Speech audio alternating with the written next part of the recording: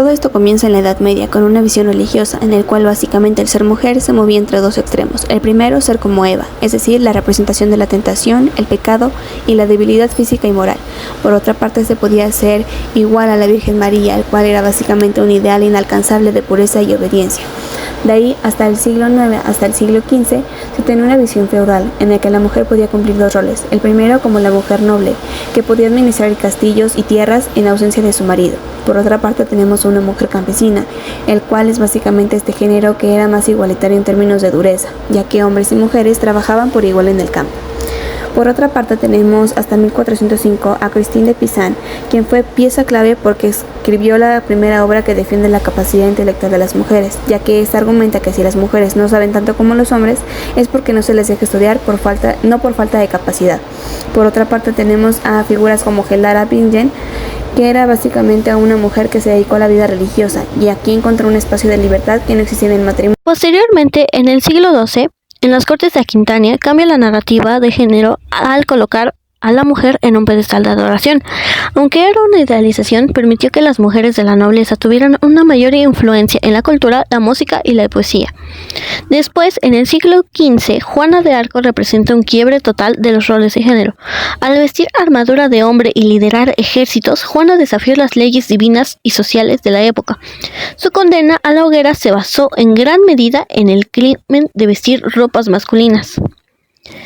La caza de brujas que se dio a final de la Edad Media y principios del Renacimiento comienza con la persecución de mujeres que poseían conocimientos ancestrales como parteras o curanderas, que era un mecanismo para arrebatarle a las mujeres el control sobre la salud y el parto, pasando ese poder a los hombres y a la Iglesia.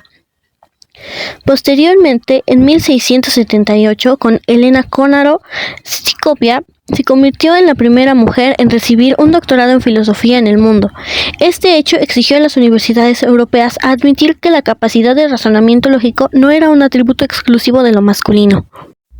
Ahora tenemos la primera ola, iniciando con la Revolución Francesa y la primera protesta en 1789. Las mujeres participaron en la Marcha de Versalles y comenzaron a exigir igualdad, comida y derechos políticos. Fue uno de los primeros movimientos. Luego, en 1791, tenemos los derechos de la mujer y la ciudadana. Olympe de Gouges escribió la Declaración de los Derechos de la Mujer y la Ciudadana, donde pidió ciudadanía e igualdad política para las mujeres. Durante la Revolución Francesa, la autora Mary Wollstonecraft publicó la Vindicación de los Derechos de la Mujer, en donde explica que las mujeres no son inferiores por naturaleza, sino que se trata de la falta de educación. En tercer lugar está el movimiento abolicionista, entre 1830 y 1840, donde muchas mujeres afroamericanas crearon organizaciones para luchar contra la esclavitud y apoyar a sus comunidades. Además, comenzaron a exigir más derechos para la mujer. Después, en 1848, ocurrió la Convención de Seneca Falls en Estados Unidos, considerada la primera reunión feminista formal. Ahí se redactó la Declaración de Sentimientos, donde se pidió igualdad y el derecho al voto femenino. Finalmente, entre 1917 y 1928, las mujeres lograron obtener el derecho al voto en varios países. Esto fue un gran avance porque les permitió participar políticamente y tener mayor reconocimiento dentro de la sociedad. Segunda ola. Incendio de la fábrica. La muerte de 146 personas provocó que en el estado de Nueva York aprobaran normas regulando condiciones de seguridad en el trabajo, horarios laborales y protección infantil. En el año 1917, en la Constitución mexicana, fue la primera en el mundo en elevar los derechos sociales y laborales a rango constitucional, artículo 123, influyendo en la legislación mundial. En el año 1919, nace la fundación de la OIT. Tras la Primera Guerra Mundial, la creación de la Organización Internacional del Trabajo, OIT, estableció normas globales sobre la jornada, sobre la edad mínima y la protección de las mujeres, reconociendo la paz duradera solamente puede basarse en la justicia social. En 1920 surgen las chicas del radio, las cuales sufrieron una tragedia terrible, pero su coraje al no callar forzó cambios que salvaron innumerables vidas trabajadoras en el futuro, estableciendo las bases de la moderna seguridad laboral. Posteriormente, en 1963, la Ley de Igualdad Salarial. Este es resultado de la segunda ola feminista. Esta ley obligó a pagar igual salario por trabajo, combatiendo la discriminación de género. Finalmente, en 1964, existe la Ley de Derechos Civiles. El movimiento de los derechos civiles en Estados Unidos logró que se consolidara la Ley de Derechos Civiles que prohibía la discriminación racial en lugares públicos y en el empleo. Tercera ola.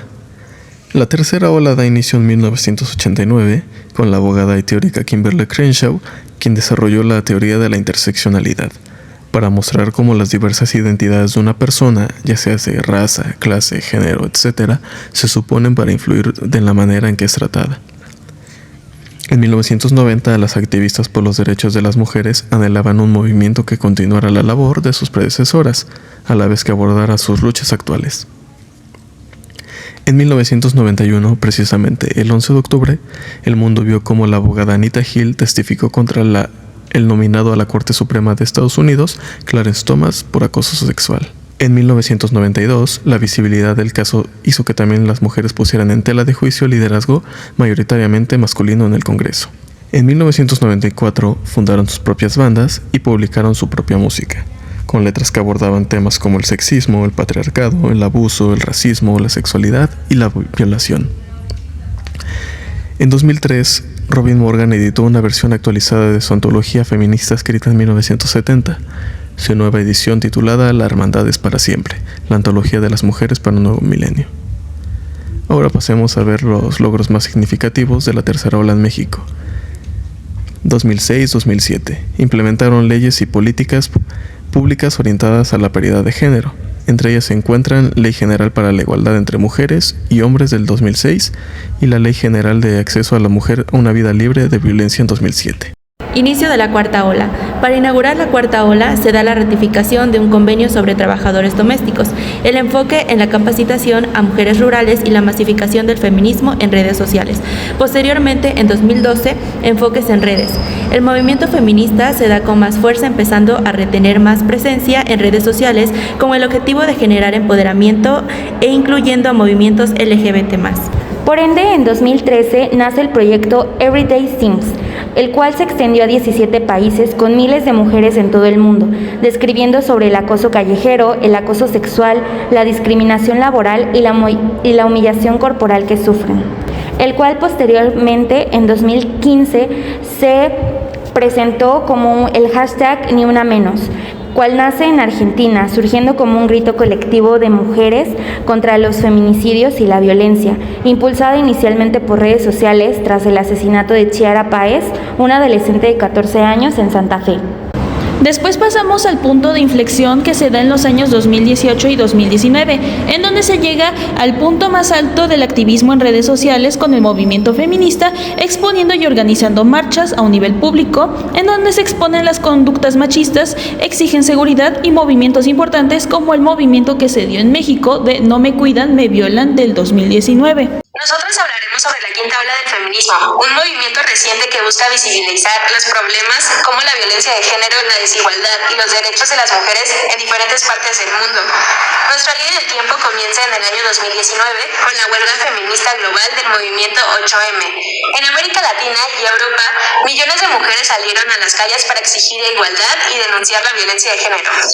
Estas movilizaciones hicieron que muchos gobiernos y medios de comunicación comenzaran a tomar más en serio las demandas feministas. Después, en el año 2020, ocurrió otro hecho importante. Durante la pandemia de COVID-19, aumentaron los casos de violencia doméstica. La ONU Mujeres alertó que muchas mujeres quedaron encerradas con sus agresores durante el confinamiento. Por eso, a esta situación se le llamó pandemia de violencia de género. Este problema mostró que todavía existen muchas desigualdades y que las mujeres siguen enfrentando situaciones de riesgo incluso dentro de sus hogares. También, en 2020 ocurrió un avance histórico en Argentina, la legalización del aborto.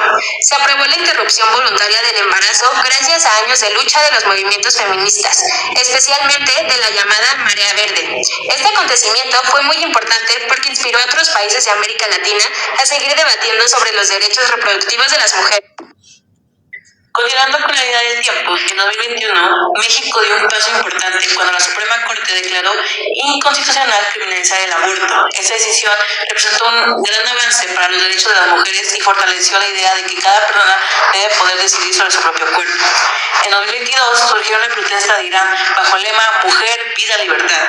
Esta movilización comenzaron después de la muerte de Mahsa Amini y rápidamente se convirtió en un símbolo mundial de resistencia feminista. Miles de mujeres protestaron contra la represión y las restricciones impuestas a sus libertades. Ese movimiento tuvo impacto internacional y mostró cómo el feminismo también lucha por los derechos humanos y la libertad. Finalmente, en el 2023 y 2024, la quinta ola del feminismo se ha enfocado mucho en el feminismo digital e interseccional. Actualmente se habla más sobre temas como la violencia digital, la inclusión, los derechos de las personas trans y la importancia de considerar diferentes experiencias y realidades dentro del movimiento feminista.